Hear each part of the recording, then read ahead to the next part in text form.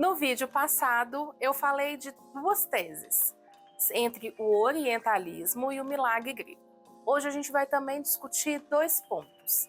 A filosofia rompeu de forma brusca com a mitologia ou ela é, na verdade, uma continuidade do pensamento mitológico? Esse vai ser o tema de hoje do nosso vídeo, aqui no Entre Pontes.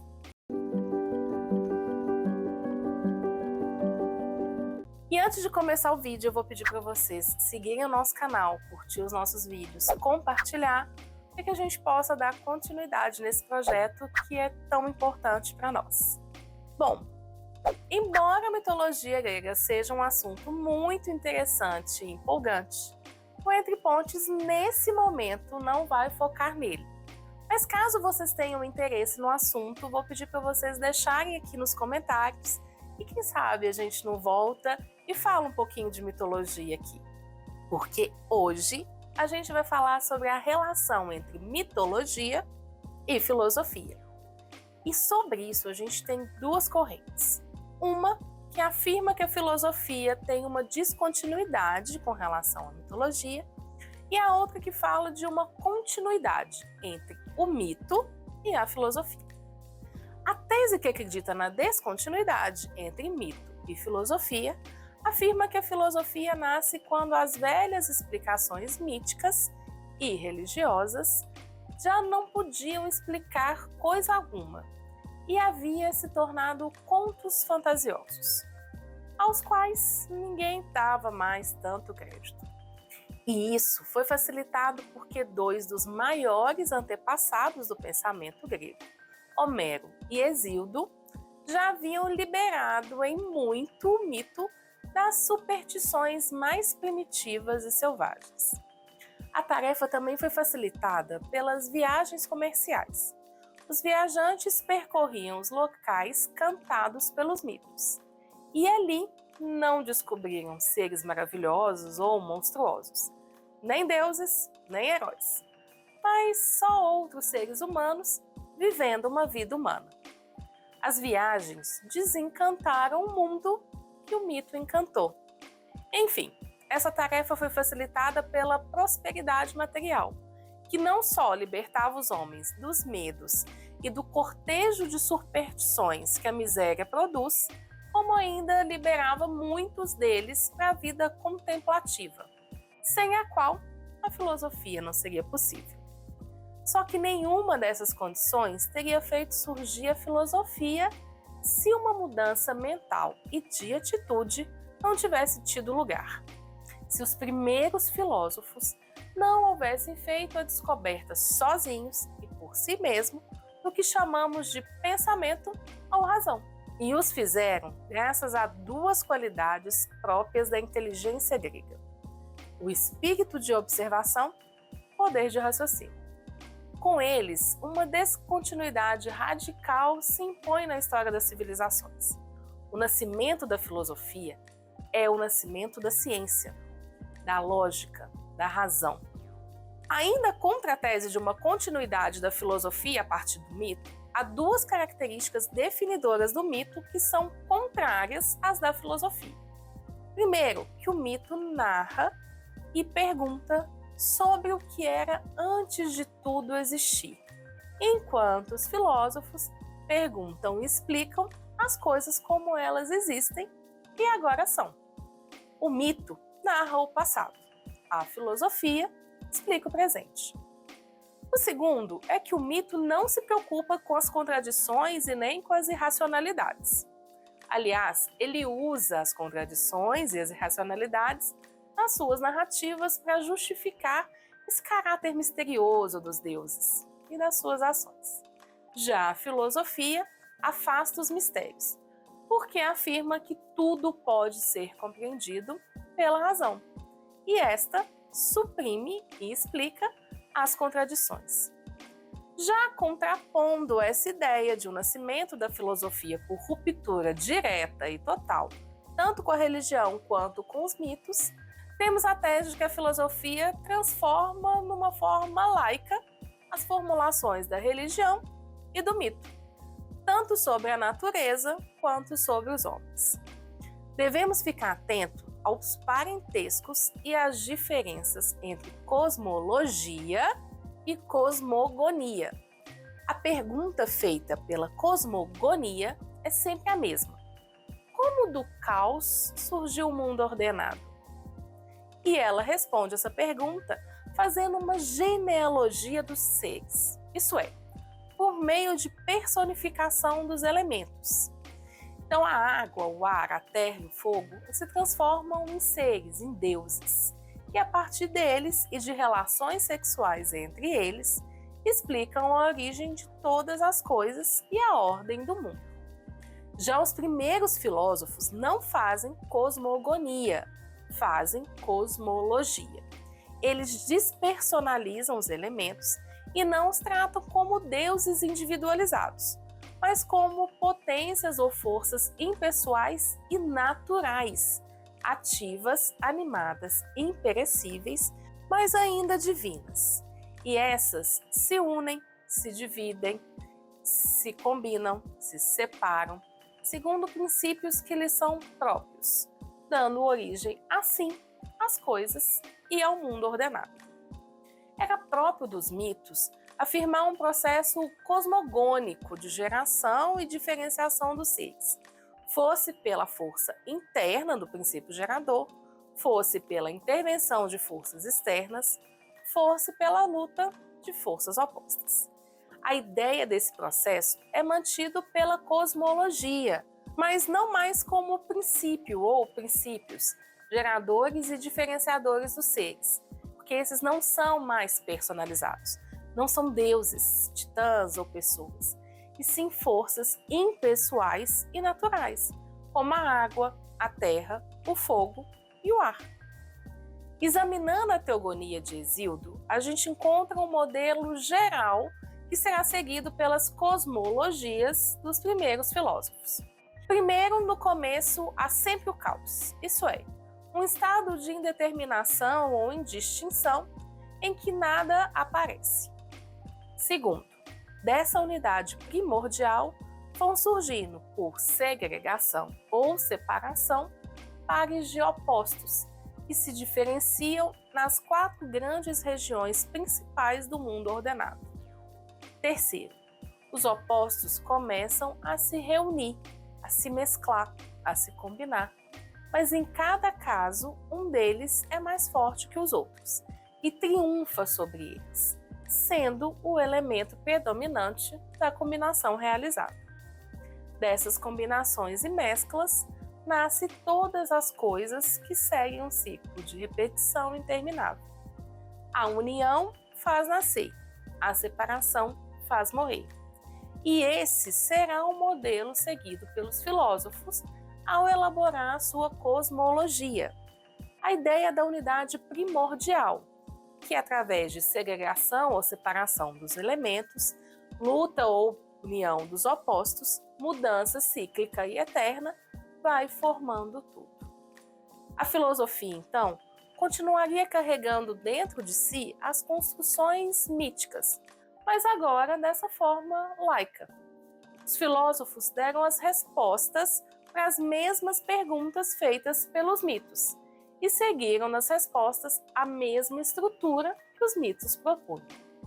Retiraram um lado fantástico e antropomórfico que os mitos possuíam, mas permaneceram no mesmo quadro de questões que os mitos haviam propostos para a origem do mundo e das coisas. Nessa mesma linha de continuidade, é possível considerar que a filosofia nasce passando pelo interior da epopeia homérica e dos poemas de Hesíodo, de modo que no começo da filosofia científica não coincide com o princípio do pensamento racional e nem com o fim do pensamento mítico. Nas 2 grandes epopeias de Homero, que a gente já falou aqui, que é a Ilíada e a Odisseia, o fantástico raramente é monstruoso. Nelas, os acontecimentos nunca são apresentados numa simples sequência narrativa, mas o poeta sempre se preocupa em apresentar as causas e os motivos das ações e dos efeitos. Há um esforço para apresentar a realidade no seu todo. Deuses e homens, terra, céu e mar, guerra e paz, bem e mal, justiça e injustiça. Por fim, a Teogonia de Hesíodo narra a genealogia do mundo por meio da genealogia dos deuses. E isso preparou o caminho para a passagem da cosmogonia para a cosmologia. O poema de Hesíodo, o Trabalho e os Dias, imprime na mentalidade grega a ideia de que a justiça é a virtude fundamental e condição de todas as outras virtudes. E essa ideia vai reaparecer com grande força no pensamento dos primeiros filósofos e em toda a filosofia grega. Os poetas líricos fixaram no espírito grego a ideia de sentimento de moderação, da medida, do justo meio, que vai se tornar o núcleo da filosofia clássica. O mito recebe da filosofia a forma lógica, ou a conceituação lógica, enquanto a filosofia recebe do mito os conteúdos que precisam ser pensados. Haveria, sim, uma espécie de unidade arquitetônica ou uma organização orgânica entre mito e filosofia, que é própria dos gregos e somente deles. Pensa só, Tales de Mileto, o primeiro filósofo que eu já falei com vocês, afirma que o princípio originário de todos os seres é a água. Por coincidência ou não, os poetas homéricos afirmavam que o deus oceano era a origem de todas as coisas. Outro exemplo é Empédocles, que afirma que as relações ordenadas entre as coisas se devem à ação do amor e do ódio, como forças naturais de união e separação. Da mesma forma, os poemas de Hesíodo, a força cosmogônica é Eros, o amor. Ainda seguindo essa linha de continuidade entre mito e filosofia, não podemos nos contentar com a ideia de que a filosofia diz o mesmo que o mito, só que de outra maneira. No lugar de querer apresentar a filosofia como uma inovação radical ou o famoso milagre grego, e ao invés de querer apresentá-la como pura continuação do herdado, como sugere o orientalismo, é preciso determinar o que faz a filosofia, filosofia. Isso é, qual é a mutação mental que leva os conteúdos antigos a serem retomados de uma outra maneira, tão inédita e tão nova, que nos permite falar de nascimento da filosofia. O mito é essencialmente uma narrativa mágica, maravilhosa, que não se define apenas pelo tema ou pelo objeto da narrativa, mas pelo modo mágico de narrar, por analogias, metáforas, parábolas. Sua função é resolver num plano imaginativo tensões e conflitos antagônicos sociais, que não têm como ser resolvidos no plano da realidade. Já a filosofia, retomando essas questões propostas pelo mito, é uma explicação racional dessa origem e da ordem do mundo. A filosofia nasce como uma racionalização e uma transformação laica da narrativa mítica, e supera essa narrativa, deixando ela como um passado poético e imaginário. A origem e a ordem do mundo são, então, naturais. Aquilo que no mito eram seres divinos vira algo concreto e natural. No início da filosofia, essas forças ainda são divinas, mas não antropomórficas, não transformadas em deuses, mas divinas no sentido de serem superiores à natureza, gerada pelos deuses e superiores ao próprio homem. Só pode conhecer elas através da razão. Agora, a gente vai distinguir de uma forma mais clara esses três conceitos que eu venho falando com frequência: teogonia, cosmogonia e cosmologia. A teogonia narra, por meio de relações sexuais entre os deuses, o nascimento de todos os deuses, dos titãs, dos heróis, dos homens, das coisas do mundo. Já a cosmogonia narra a geração da ordem do mundo pela ação e pelas relações sexuais entre forças vitais que são transformadas em entidades concretas e divinas. Tanto a teogonia quanto a cosmogonia são genealogias, são gênesis, nascimento, tempo de nascimento, falam do lugar do nascimento, dessa descendência, dessa reunião de todos os seres criados ligados por um laço de parentesco. Já a cosmologia é a forma inicial da filosofia. É a explicação da ordem do mundo, do universo, pela determinação de um princípio originário e racional, que é origem e causa das coisas e a sua ordenação. A ordem deixa de ser uma genealogia para se tornar um desdobramento racional e inteligível de um princípio originário. Essa palavra logia vem da mesma família de logos, uma das palavras mais importantes de toda a história da filosofia e do pensamento ocidental, que possui múltiplos sentidos e que só pode ser traduzidas para a nossa língua com o uso de muitas palavras, como razão, pensamento, linguagem, explicação, fundamento racional, argumento causal. Palavra e pensamento, valor e causa, norma e regra, ser e realidade. Logos concentra numa única palavra vários significados simultâneos que os gregos não separavam como a gente separa. A filosofia, ao nascer como uma cosmologia, procura ser a palavra racional, a explicação racional, a fundamentação pelo discurso e pelo pensamento da origem e da ordem do mundo, de toda a realidade e do ser. E não foi apenas essa a grande mudança.